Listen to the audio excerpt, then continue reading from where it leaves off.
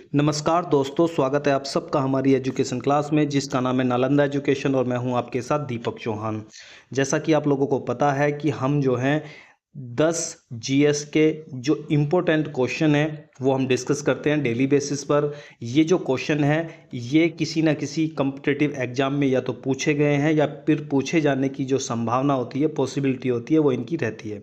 इसीलिए अगर आप किसी भी कम्पिटिटिव एग्जाम की तैयारी कर रहे हो और उसमें आप लोगों का जो सब्जेक्ट है वो जीएस है, तो आप लोगों को ये लेक्चर ज़रूर देखने चाहिए और जो भी टॉपिक आप पढ़ते हो उससे रिलेटेड क्वेश्चन की प्रैक्टिस आप लोगों को यहाँ ज़रूर करनी है। अगर आप एग्ज़ाम देने जा रहे हैं तो एक बार ये वीडियो ज़रूर देख कर जाएं, ताकि हो सकता है कि वहाँ पर पहुँचकर आप लोगों को वही क्वेश्चन, उनमें से कोई ना कोई क्वेश्चन मिल जाए। तो चलते हैं आज के लेक्चर की तरफ।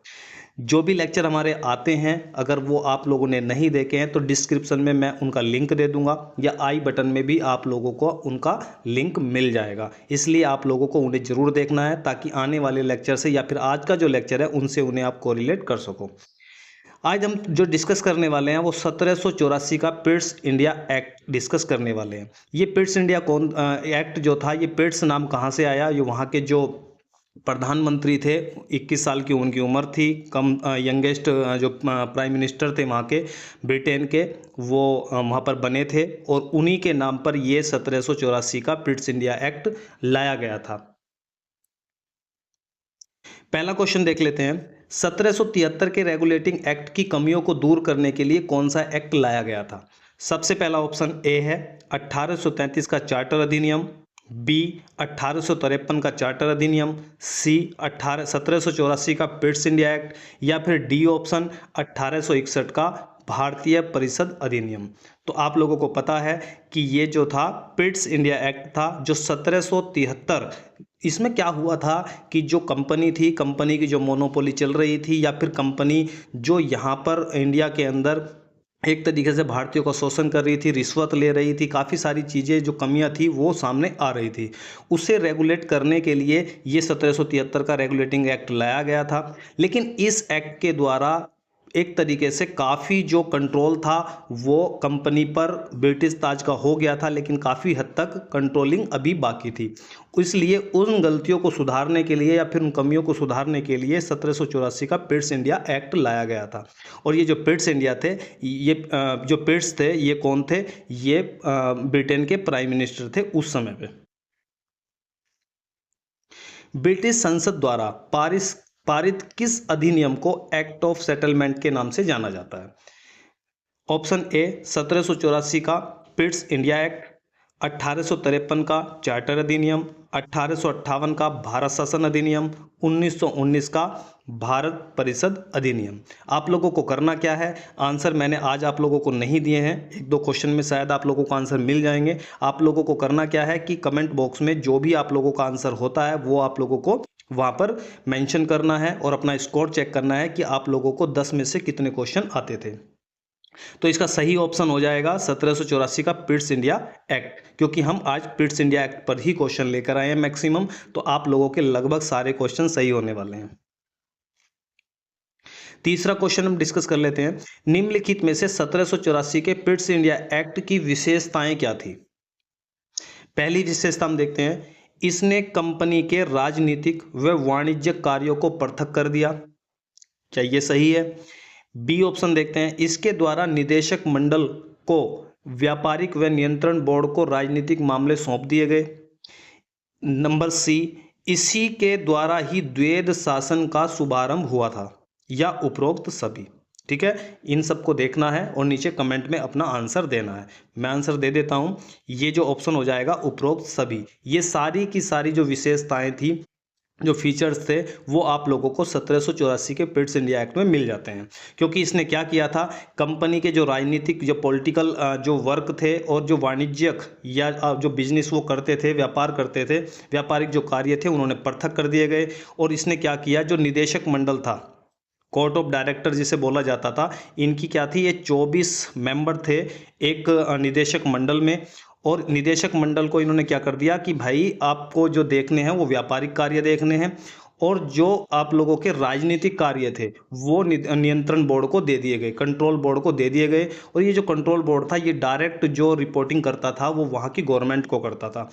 लेकिन ये जो व्यापारिक मामले थे, जैसे आप लोगों ने देखा होगा कि कंपनी का एक बोर्ड ऑफ डायरेक्टर होते हैं, वो ही कंपनी के लिए डिसीजन लेते हैं कोई भी काम करना हो। तो उसी तरीके से ये 24 लोग थे जो कंपनी के लिए डिसीजन लेते थे और कंपनी को किस तरीके से रेगुलेट किया जाए। लेकिन अब गवर्नमेंट ने क्या कर दिया था कि जो बोर्ड ऑफ डायरेक्टर था उसे व्यापारिक मामले दे दिए गए और जो नियंत्रण बोर्ड था, कंट्रोल बोर्ड था, ये जो राजनीतिक कार्य थे वो वहाँ पर सौंप दिए गए नियंत्रण बोर्ड को।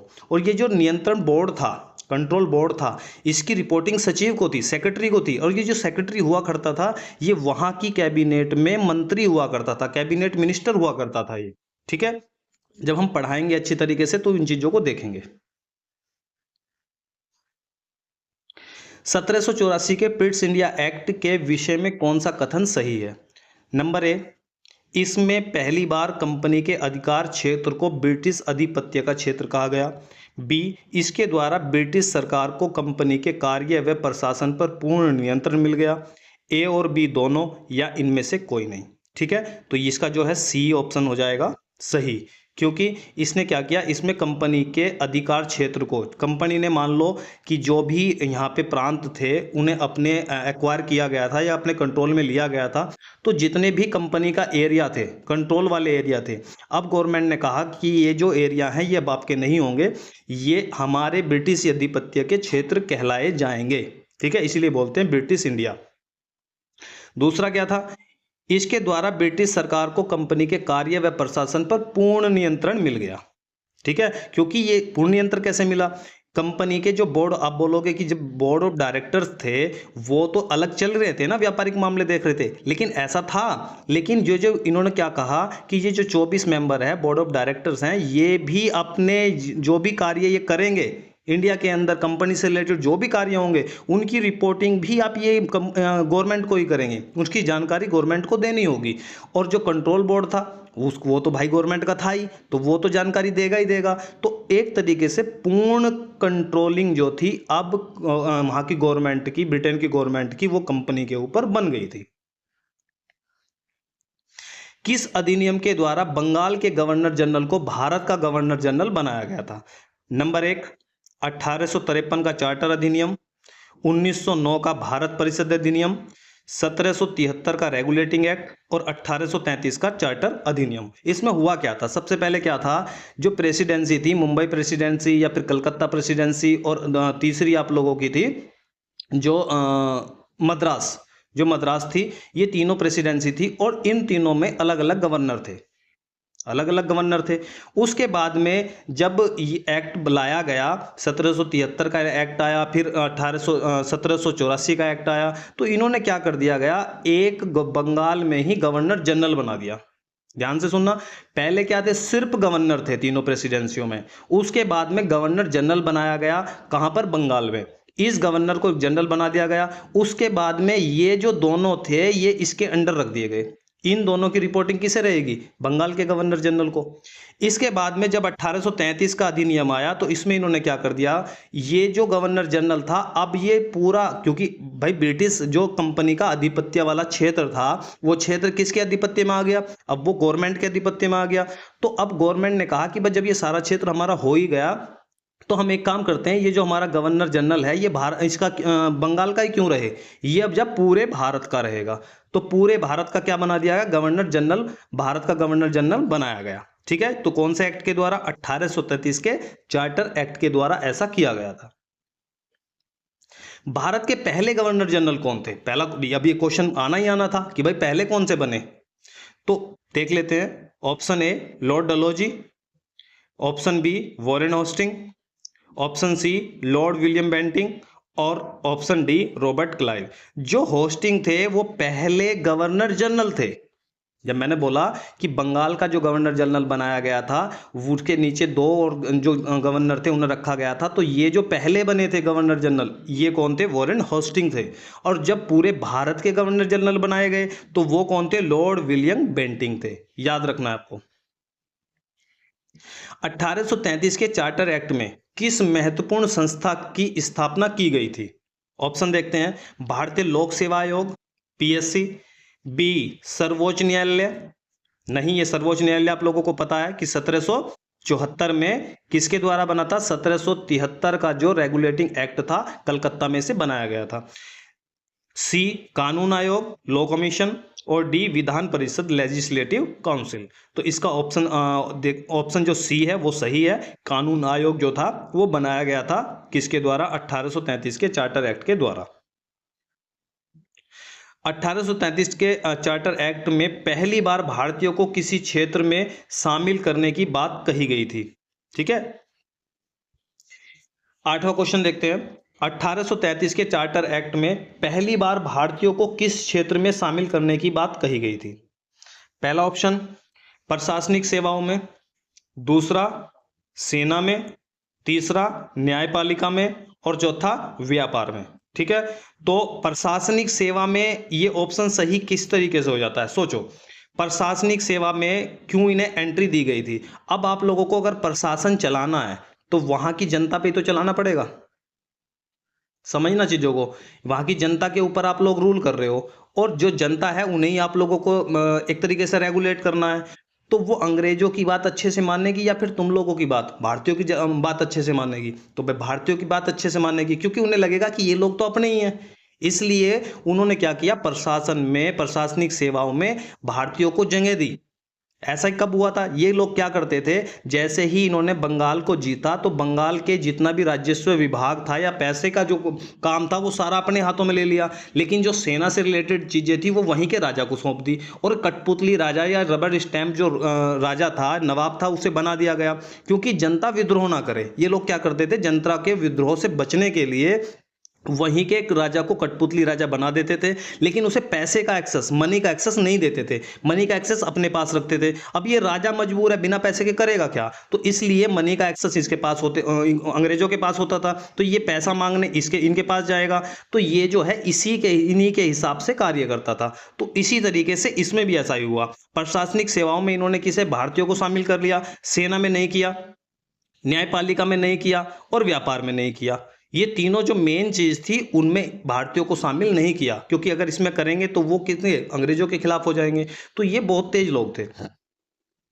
9वां क्वेश्चन देखते हैं। 1833 का चार्टर एक्ट भारत में किस तरह के प्रशासनिक सुधारों से जुड़ा था? पहला, संघीय शासन की स्थापना।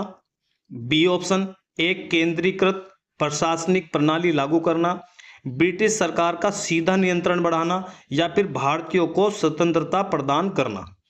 तो ये तो ऑप्शन अपने आप ही गलत हो जाएगा। ब्रिटिश को, भारतीयों को स्वतंत्रता प्रदान करना, वो तो 1947 में जाकर दी फिर इन्होंने मजबूरी में। ब्रिटिश सरकार का सीधा नियंत्रण बढ़ाना, ऐसा भी कुछ नहीं था। और ये क्या था? एक केंद्रीकृत प्रशासनिक प्रणाली लागू करना, एक केंद्रीकृत प्रशासनिक प्रणाली लागू करना। अब केंद्रीकृत का थोड़ा सा मतलब समझ लो। अब यहां पर देखो कि छोटे छोटे राज्य हैं, ठीक है, ये राज्य हैं। अब इन सबको अगर बांधा जाए, बाइंड किया जाए, और बांधने के बाद में एक बीच में ऐसी चीज हो जो इनकी डोर इसके हाथ में हो, जो बीच में है, कोई भी आप मान सकते हो, या भी ये कोई केंद्र, आप इसे क्या मान सकते हो? प्रांत ही मान सकते हो। चारों तरफ प्रांत थे, और इन्होंने क्या किया? इस प्रांत ने इन सबको बाइंडिंग कर लिया। इस तरीके का आप लोगों को स्ट्रक्चर दिखेगा। अब ये जो बीच वाला प्रांत है जिसने इन सबको बांधकर इकट्ठा कर लिया, तो ये क्या बन गई? एक यूनियन बन गई, यूनियन बन गई। अब ये जो बीच वाला है ये क्या हो गया? इसका केंद्र हो गया, सेंटर हो गया। समझ रहे हो? केंद्र हो गया। तो ये जो प्रशासनिक जो एक तरीके से प्रैक्टिस है, इसे आप क्या बोलते हो? केंद्रीकृत प्रशासनिक प्रणाली। यानी कि ये जो केंद्र वाली जगह है या केंद्र वाला जो प्रांत है, इन सब पर इसी का एक तरीके से कानून चलेगा, या फिर इसने एक तरीके से इस प्रणाली को इस तरीके से बना दिया कि ये इससे जुड़े हुए हैं, ये इससे अलग नहीं हो सकते, या फिर जो पावर है वो यहां पर है और उसका डिस्ट्रीब्यूशन नीचे की तरफ नहीं हो रहा है। सिर्फ कार्य और एक तरीके से जो कार्य है उन्हें इंप्लीमेंट किया जा रहा है इस पावर के जरिए। इसीलिए हम क्या बोलते हैं कि जो भारत है वो क्या है? यूनियन गवर्नमेंट बोलते हैं ना। कई बार हम सेंट्रल गवर्नमेंट बोल देते हैं, केंद्र सरकार बोल देते हैं, लेकिन हम जो संविधान में कहा गया है कि इससे जो बोलो यूनियन गवर्नमेंट बोलो, यूनियन बोलो, इसे सेंटर मत बोलो। ठीक है, तो सेंटर से थोड़ा ऐसा लगता है कि जो पावर है वो केंद्र सरकार के हाथों में ही है। समझ में आया कि केंद्रीकृत का मतलब क्या होता है? 10वां क्वेश्चन। 1833 का चार्टर एक्ट भारतीय प्रशासन में कौन सा महत्वपूर्ण बदलाव लाया? सभी भारतीयों को प्रशासनिक सेवाओं में शामिल किया गया। भारत में ब्रिटिश संसद का प्रत्यक्ष शासन लागू हुआ। गवर्नर जनरल की विधायी शक्तियां बढ़ाई गई। कंपनी का प्रशासनिक नियंत्रण समाप्त कर दिया गया। तो गवर्नर जनरल की विधायी शक्तियां जो थी वो बढ़ाई दी गई थी। हुआ क्या था कि ये जो छोटे छोटे गवर्नर थे प्रेसिडेंसियों के, इनके भी अधिकार छीन लिए गए थे और वो एक को दे दिए गए थे। उसके बाद भी ज्यादातर 4 मेंबर की जो काउंसिल बनाई थी उसमें भी इन लोगों ने क्या किया, 3 मेंबर रख दिए, क्योंकि जो मेजोरिटी जो डिसीजन पारित होगा वो किससे होगा, मेजोरिटी से होगा। तो अब एक तो गवर्नर जनरल हो गया, दूसरे 4 मेंबर हो गए। तो अगर ये वोटिंग कर देंगे, ज्यादा वोटिंग कर देंगे, तो इसका डिसीजन तो चलेगा ही नहीं, ये तो फेल हो जाएगा। कोई भी विधेयक पारित करना है, एक्ट पारित करना है, तो इन लोगों ने क्या किया कि ये मेंबर 4 से 3 कर दिए गए। अब अगर एक भी मेंबर गवर्नर जनरल जो था भारत का उसके पक्ष में वोटिंग कर देगा तो जो मामला था वो टाई हो जाएगा। तो पावर किसके हाथ में आ गई ज्यादा है, जो गवर्नर जनरल था उसके हाथ में आ गई। तो इसलिए इन्होंने उसकी पावर को बढ़ा दिया। ठीक है, तो 10 क्वेश्चन आप लोगों के कंप्लीट हो गए। तो जितने भी क्वेश्चन मैंने आप लोगों को बताए हैं उन्हें जाकर पढ़ना है। अगर आपको लगता है कि आप लोगों का स्कोर अच्छा आ रहा है तो आपकी तैयारी बहुत अच्छे से चल रही है। जब हम सब्जेक्टिव चीज़ों को पढ़ाएंगे तो और चीज़ें अच्छी तरीके से आप लोगों को समझ में आएगी। तो आज के लिए इतना ही। अगर वीडियो आप लोगों को पसंद आती है तो वीडियो को लाइक जरूर कर दिया करें। चैनल पे अगर आप लोग नए हैं तो चैनल को प्लीज़ सब्सक्राइब कर लें और दोस्तों को ये वीडियो शेयर जरूर कर दें ताकि आपके साथ में उनका भी बेनिफिट हो सके अगर वो किसी भी गवर्नमेंट एग्जाम की तैयारी प्रिपरेशन कर रहे हैं। तो मिलते हैं नेक्स्ट लेक्चर में, जब तक के लिए दीजिए मैं इजाज़त। जय हिंद, जय भारत।